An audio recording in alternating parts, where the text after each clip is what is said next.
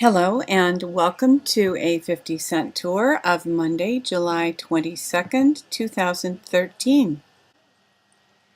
Please find a seat on the Liberty Bus and we will begin our tour. I just found this kind of interesting. Last week I felt like there were deeper things that were more significant and they weren't really showing up in the news. This morning, after taking a break this weekend, I went through some news and there's just a lot happening. But I wanted to mention this just because I find it kind of amusing. $1,000 fine for flashing headlights to warn motorists of cops. Lawsuit follows. Some little town is a speed trap. Everybody that lives around there knows that. And when the cop is out, you flash your lights to let people know that the speed trap is being employed. So to make, of course, generate revenue for the little town. And that better think twice about doing that now. But I probably would still do it, quite honestly. How can anybody prove why you flashed your headlights, right? I was testing them. Wasn't sure if they were on or not. Something like that. So on to more serious news. Benjamin Fulford had his blog up pretty early this morning, and it's very interesting. Long hot summer, a prelude to more action in the fall. Some people are saying that I've their blogs comment or seen way written that if some things don't happen in the next week or so, they probably won't happen for another couple months because some people are going to be, some governments are going to be having their summer breaks and things of that nature. So I don't know exactly how long what we're waiting for is going to take. Nobody does. But Fulford gives some specifics here, and one of the, I think probably the most significant specific that he mentions is that the ability to print money must be taken away from the cabal. The money to generate euros and dollars needs to be taken out of their hands. And it's difficult to know where we are in that process, difficult to know how it's being done. We've seen some significant changes, and there are rumors today that you can see it on nosaranews.blogspot.com. I don't have it up here, but if you're curious, there are rumors that Bernanke is going to be arrested. Who knows? It's, if we can, of course, we're all very heavily invested in this, and our futures are at stake. But if we can be kind of objective observers, we will be able to watch history in the making, and the things that are happening now, I believe, are going to impact humanity for many generations. And I believe that they're going to positively impact humanity for many generations, because I believe that Fulford is correct in stating that over time it's inevitable that the cabal will fall, because there are so few of them and so many of us. And obviously, this isn't something Fulford emphasizes, but there is God's interaction, God stepping in sometimes and saying, "Let my people go." And I think that if we're not completely at that point, I think we're very near it. And of course, we are, ourselves being tested. We're being refined like silver, and the dross is being forced to the top and scooped off. It's all good. This is just some interesting news. And I wouldn't have put this up except there's some context for it. Breaking: massive fire reported in the basement at the J.P. Morgan gold warehouse on Wall Street. 20 fire trucks showed up. Now, this is from yesterday, but here's the context, which I found kind of interesting. Ahead of tomorrow's hearing on Goldman and JPM's commodity cartel, could they be having a shredding party, only not with shredders, but with matches?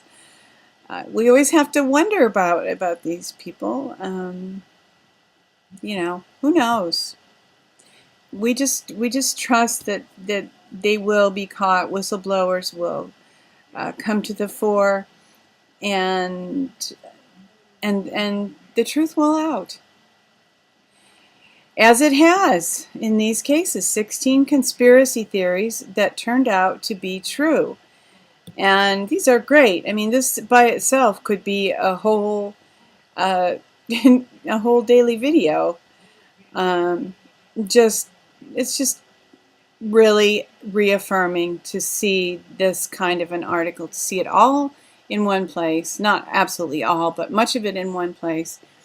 And if you need help lending context to what you're talking about when you bring these topics up to people, this is probably a great source for that.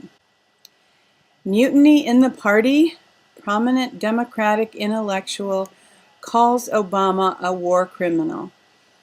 And this a few days after Jimmy Carter was, critical of how people are concerned about Snowden. And I believe that this is, it's difficult as a conservative. I'm not trying to humble anybody or point fingers. I should say somebody who has historically been a conservative, because certainly don't embrace the Republican Party at this time. Some of my ideas might seem conservative because I would prefer that abortion not be legal, and obviously I'm for gun rights, which is considered conservatism, but historically it's actually quite liberal to believe that a population should be able to defend itself against tyrants. But that's another topic. So some interesting changes here. I believe that the winds are changing. There's a shift, and people are beginning to acknowledge truth more and have the ability to see through more of the lies, which is great. Explanation: how brain training can make you significantly smarter. I should preface this by saying I have not read this article, but it did trigger the thoughts in me of just expanding your ability to process, and certainly that can come through Christian prayer. It can come through meditation. I happen to enjoy listening to the meditation sounds that balance the left and right hemispheres of your brain. I don't know that it makes me any more intelligent, but or smarter, but I do feel that it permits me to cope with more without feeling rattled. So that's a very positive thing, and we all need to develop ourselves as much as we can, mentally, physically, spiritually, because the people that the tyranny that we're struggling against certainly is pretty well developed. And just more on acupuncture, acupressure, and the Meridian system. We've treated this as, metaphysical. Much of it is actual physical fact. And in denying some of this approach, we have denied ourselves access to some information that really can help in promoting health. So, thought you might find that interesting. The Bush Cabal is at war with the Rothschilds, and a great presentation about Kundalini and other internal energies. Now, if you're a Christian, you might not feel entirely comfortable with the Kundalini information. And I read this article, but I have not yet watched this video. And the article is about the video. Project Camelot presents Carrie Cassidy in London.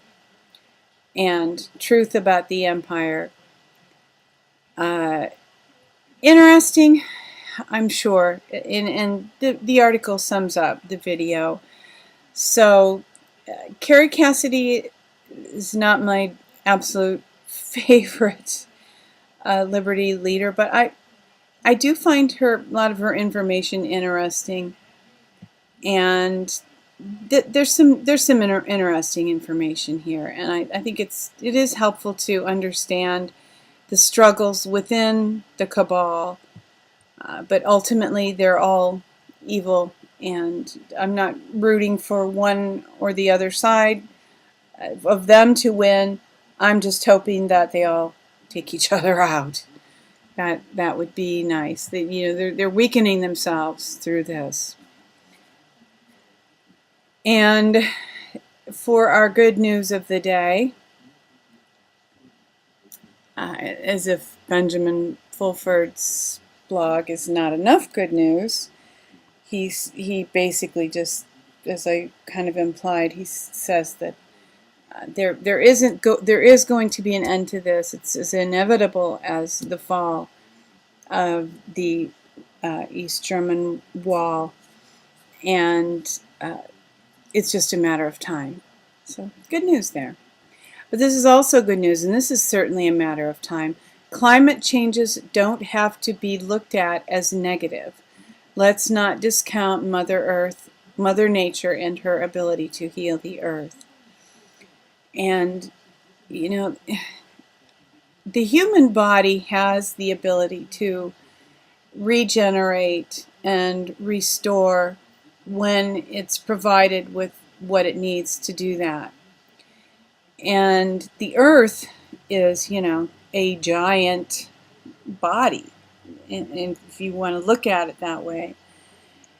It breathes, it has circulation, and it is, God, I will say, now you just put it that way, designed the earth to cleanse itself.